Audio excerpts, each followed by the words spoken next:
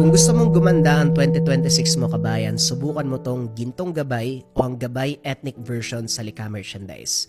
Pero ano bang gagawin mga kabayan ko?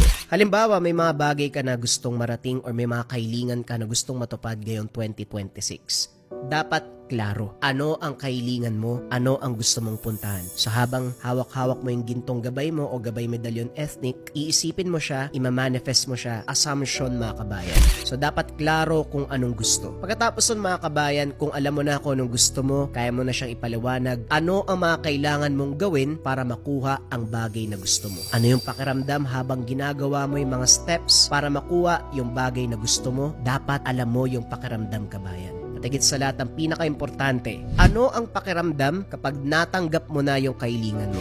Paano ka humiti? Paano ka gumalaw? Anong klaseng energy and vibration yung meron ka sa oras na matanggap mo na ang kahilingan? Sample, ang gusto mo ay makalipat sa mas magandang tahanan. Ano yung pakiramdam kabayan kapag nakalipat ka na, nabili mo na yung magandang bahay? I-keep mo yung emotions na yun mga kabayan habang hawak-hawak mo tong Gintong Gabay. So habang dadasal ka, nakapikit ka, isipin mo yung tatlong proseso na yun kabayan. Huwag mong bibitawan yung emosyon. Sa araw-araw, dadalin mo siya. Sa oras na may encounter mo na yung challenges, lagi mo lang tignan yung Gintong Gabay mo, alalahanin mo yung pakiramdam habang nagdadasal ka. Ano yung feeling kapag natanggap mo na yung bagay na gusto mo. Mula doon kabayan, huwag mong tigilan hanggat hindi mo nakukuha. Sigurado yan kabayan ko, mamamanifest mo yan sa buhay mo. Kung interesado ka dito kabayan, i-visit mo lang ang shop ng Lika Merchandise.